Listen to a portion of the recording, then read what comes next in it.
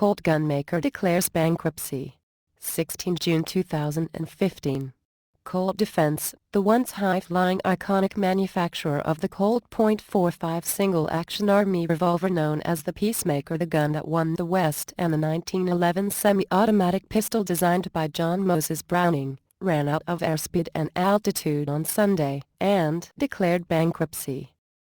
In his press release, Keith Mabe, Chief Restructuring Officer of Colt Defense, LLC, put the best face he could on a disaster that has been unfolding for years.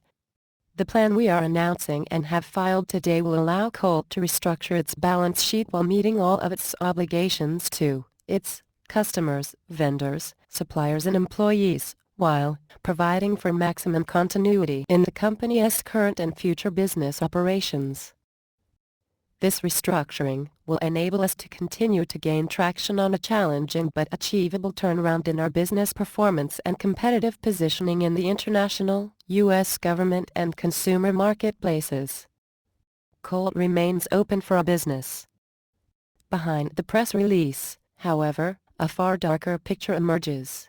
In order to pay its current bills, the West Hartford, Connecticut company had to wrangle a $20 million short-term loan from its lenders just to stay open for business until August. After that, if a buyer can't be found, the company will be forced to liquidate. Trouble surfaced last November when Colt had to borrow $70 million to make an interest payment on its $355 million of debt. Shortly thereafter, certain accounting issues prevented the company from filing its financials in a timely fashion. Then it went to its bondholders, asking them to exchange their debt for equity in the company. Less than 10% of them agreed to the deal, and the offer expired on June 12.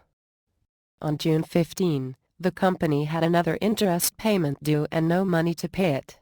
That explains the Sunday evening announcement. The company's strategy is simple. Because of its fragile financial condition, it has named its primary equity partner, Scenes Capital Management, which owns 85% of the company, to act as a stalking horse in obtaining bids from potential buyers. Scenes will set a purchase price that will act as a floor, thus hoping to avoid lowball bids. Scenes describes itself as an independent alternative investment management firm which focuses on providing bespoke investment strategies for companies that are in trouble and cannot obtain any additional regular financing for their operations. The drop-dead date for the company is August 3, after which it will be forced to liquidate. Colt's history dates back to the Mexican-American War of 1837 when it first began supplying small arms to the United States and other governments. Its last brush with profitability was in the 1990s and early 2000s when its highly regarded M4 and M16 military weapons were purchased in massive quantities primarily by the U.S. Defense Department. But in 2013, it lost out in its bid to continue making the M4 and M16 to FN Herstal of Belgium. It failed to keep up with the changing handgun market as well, and the end of Colt was inevitable. Perhaps the biggest blow to Colt was the accidental invention of a polymer-framed gun developed, almost on a lark, by Gaston Glock in a bid for Austria's handgun business in 1980. The government was seeking a replacement for its famous but aged Walther P38, 9mm semi-automatic pistol that dated back to before OUI. It listed 17 criteria for the tenders to follow, and Mr. Glock, whose company made curtain rods and knives for the Austrian government, was unencumbered by a past that demanded that things be done a certain way. When his tender was accepted, Glock continued to refine the firearm, and its 17th iteration became the world's most popular handgun, the Glock 17. Of interest is the fact that Glock's design competed successfully against 8 different pistols from 5 other established manufacturers, including Heckler & Koch of Germany, Sig Sauer also of Germany, Beretta of Italy, FN Herstal of Belgium, and Steyrmann-Licher of Austria. Missing from the competition was any company from the United States, especially Colt.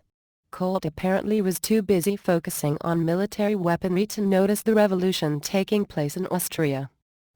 By the time Colt began losing market share to Glock, some estimate that 70% of law enforcement officers in the United States now carry a Glock. It was too late.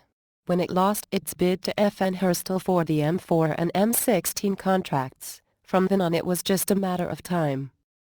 What is remarkable is that Colt's disintegration took place during the Obama bull market in gun sales. Background checks, a prerequisite for gun purchases, jumped from $9 million in 2005 to almost $21 million in 2014. By the time Colt realized that it was missing an opportunity, there was no way for the company to catch up. Even if a buyer is found in time to avoid liquidation, there is serious doubt that Colt would or could ever become profitable again. Opportunity, competition, and innovation have passed them by.